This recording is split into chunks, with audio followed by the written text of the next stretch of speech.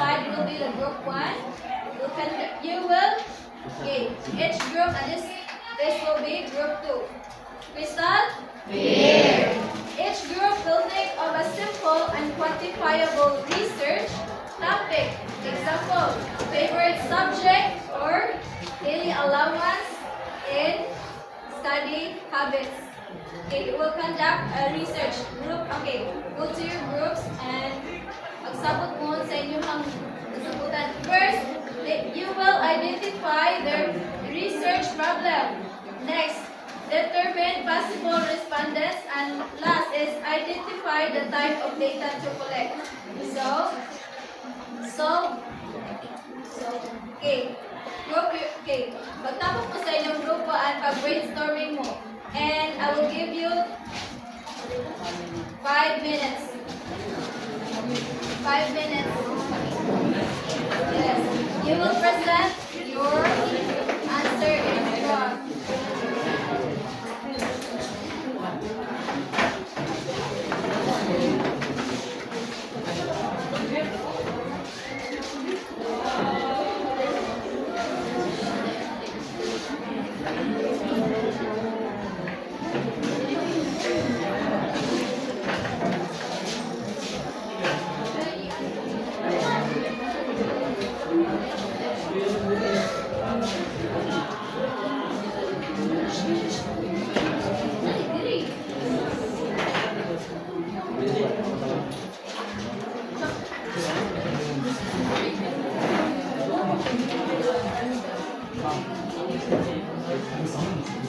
How about the boys at the back? Go to your group.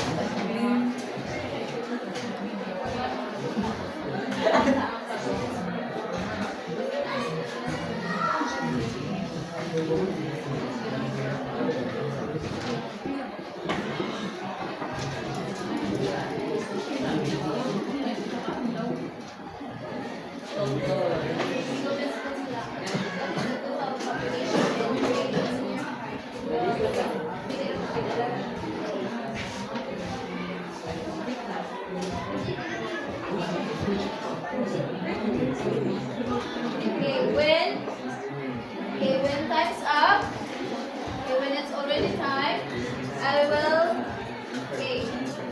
I need someone in your group to represent your data collected. Okay, Crystal? Here. So the best research will get this one. You will get the big reward.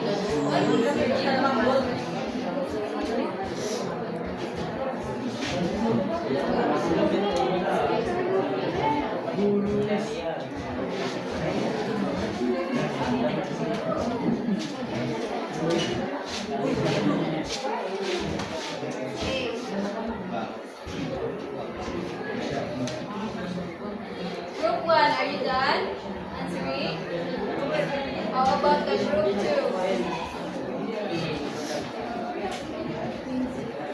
Almost done? Almost done?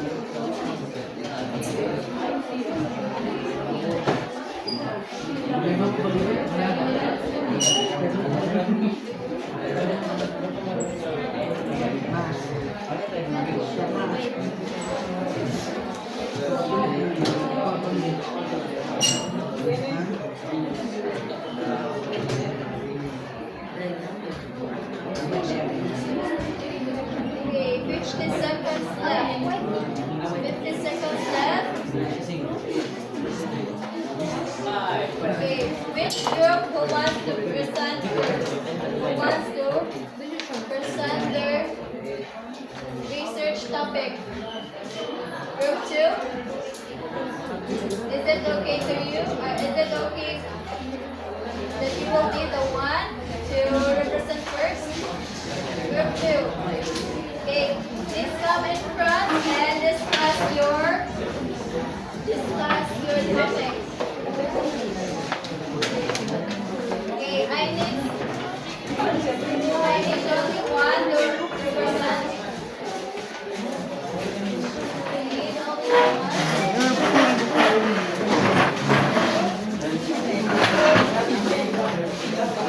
Okay, let's all listen. All ears to Jamaica. Everyone, please. What is your research topic? Social media.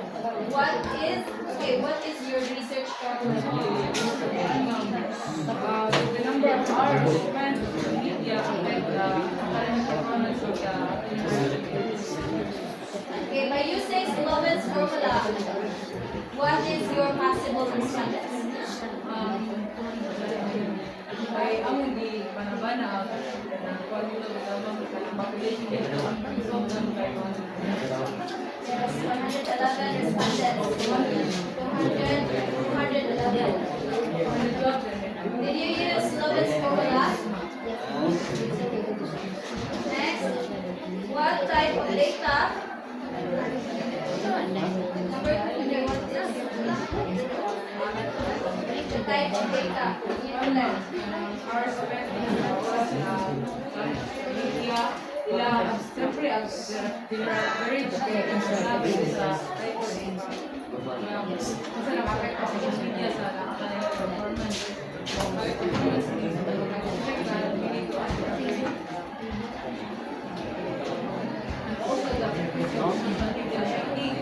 Sila sila ka-oras gamit sa live. For example, sa TikTok, oras na rin sa oras. Hindi mo total sila alam pupusay na kalamang sa seminar ay dito makakontrol makapek na the number of hours sa Okay, well, explain. Very good.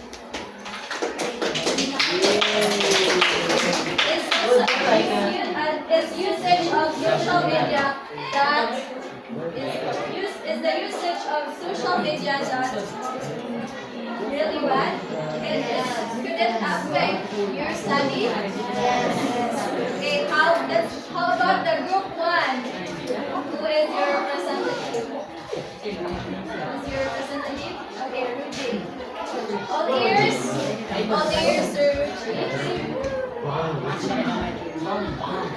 Our research topic is the effect of study time on mathematics test score of grade 11 students.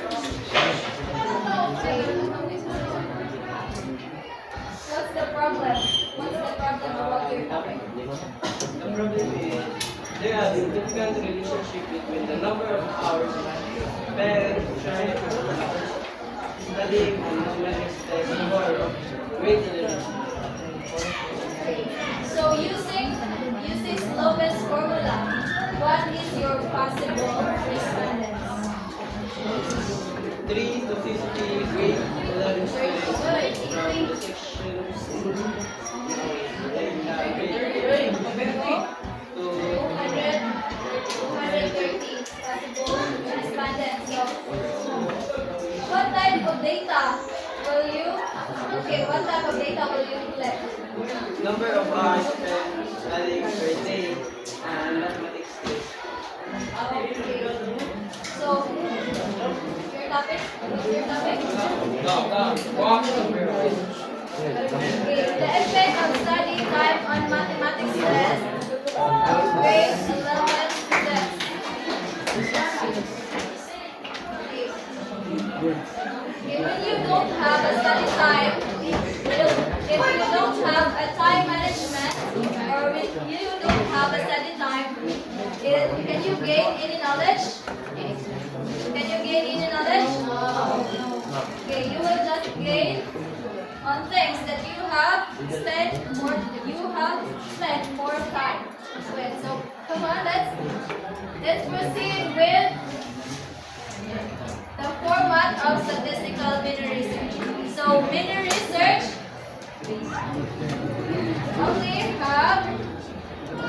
okay, first part. Title, page. Title page. Next, okay,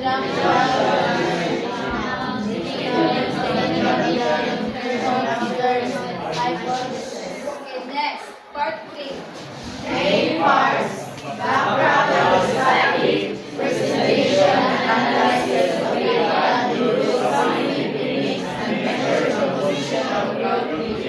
Okay.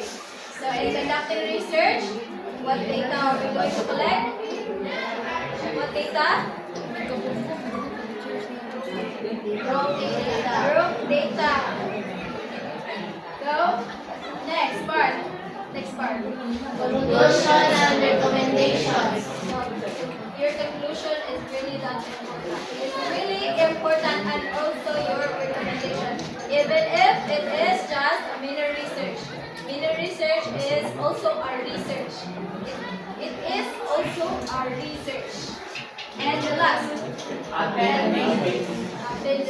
So that's the 5 parts of statistical mini research. Do you have any question?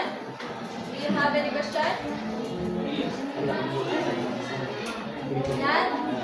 Crystal?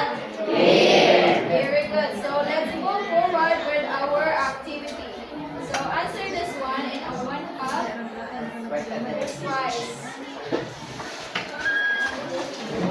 I'll give you 5 minutes to answer it. And we'll check this one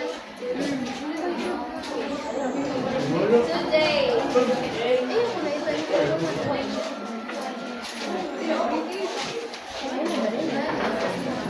Number 1. Yes. Copy the question and answer. Number 1. Define research in your own words.